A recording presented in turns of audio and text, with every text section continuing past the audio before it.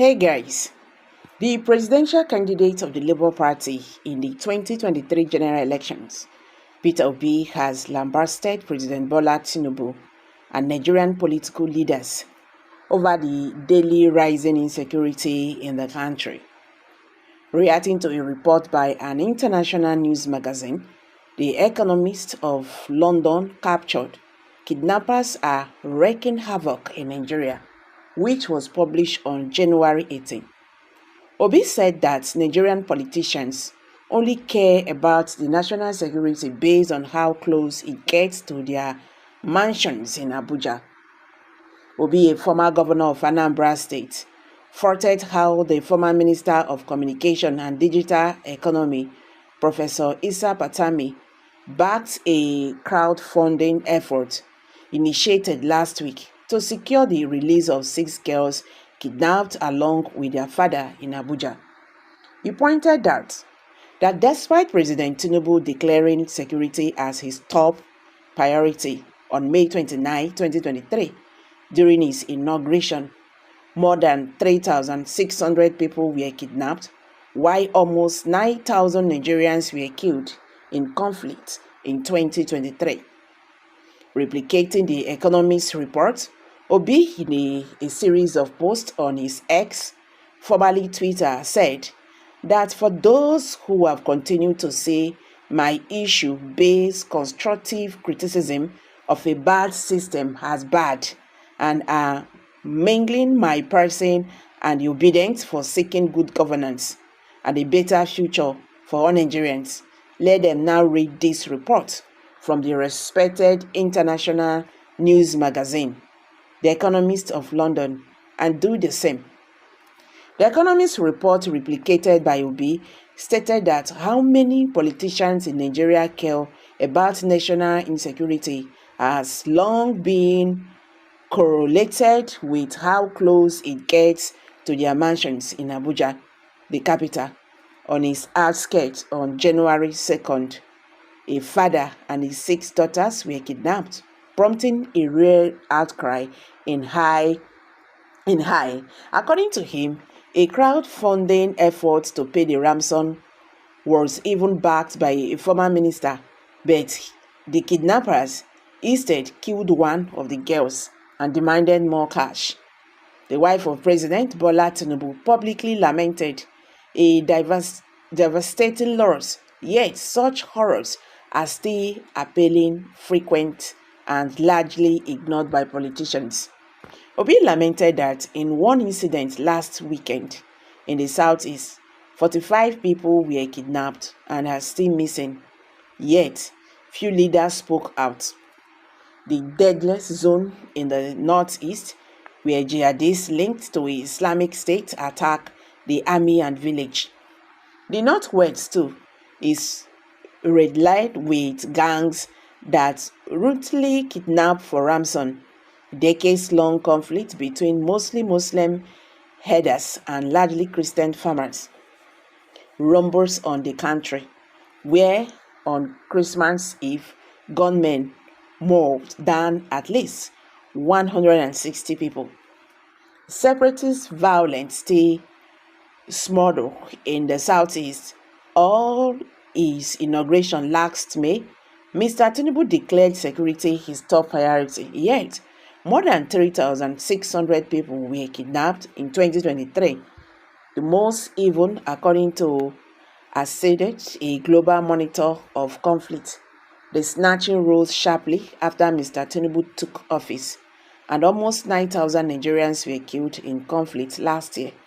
The government stressed that in its most recent budget, spending on defense and the police took the biggest share, about 12% in all. Defense got a 50 more than it did last year, yet inflation is running at 29%. So in real terms, the defense budget has fallen. The government tends to splurge on finance, weapon system that fail to tackle the root of the problem, which are poverty, poor education, and anger at army atrocities. The latest budget includes funds for 61 to 129 Turkish attack helicopter on top of the 12 costly Bell choppers brought last year from America for $1 billion, not to mention 12 Super Tucano attack aircraft. He said that buying strike drones has become so popular that the army runs in a fleet alongside of their forces, but the drones are very good at guiding schools from kidnappings and heavy weaponry risk disaster. A drone recently killed at least 85 civilians at a festival in Kaduna State, not the first such cook-up. The army promised to fine-tune its operations, but more radical change is needed. The police were equipped, but able to use better human intelligence, should lead on domestic security, not the army, which has been deployed in all 36 of Nigerian states. Obi further pointed out that another huge problem is graft in security spending. Defense is a prime part of the budget where you can take large quantities of money out without people being any the wiser, says Matthew Page, of Chatham House, a think tank in London. Much of the budget is still about rewarding those who paid to get Mr. Tinubu elected. Sometimes the army fails to receive its budget allocation.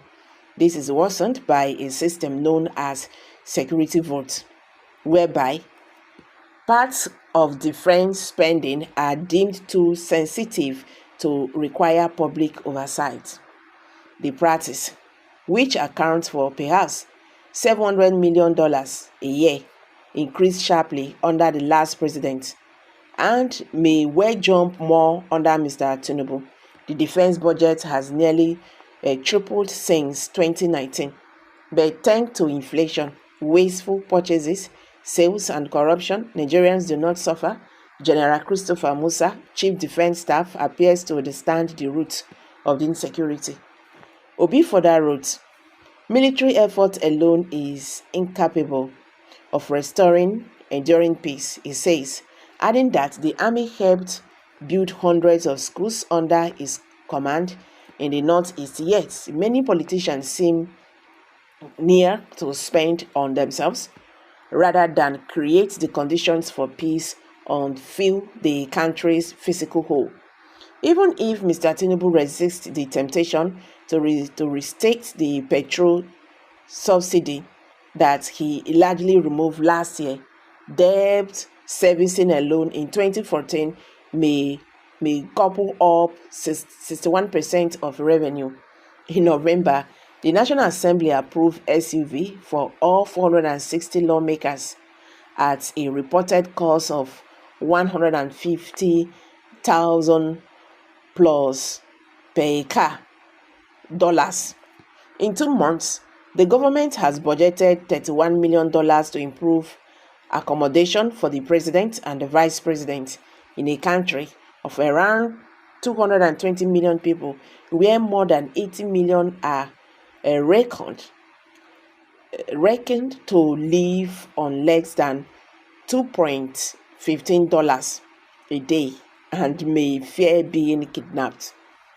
So guys, what do you say, or what do you understand with what Obi has analyzed? I beg, Obi is doing well. He's trying. He's trying. He's doing well. At least letting the government to know that, see, what you are doing is not how to go about things, so that they will understand that Nigerians are not happy at all. I beg, make a drop am for here. How do I see this matter of Nigerian insecurity that refuse to, can I say, walk without end? I beg, my people, make a drop am for here. How do I see this one? Kindly share your thoughts below the comment section. If you're just joining us for the first time, subscribe. Please, I beg, subscribe to this channel. And don't forget to give us a thumbs up. Thank you for stopping by.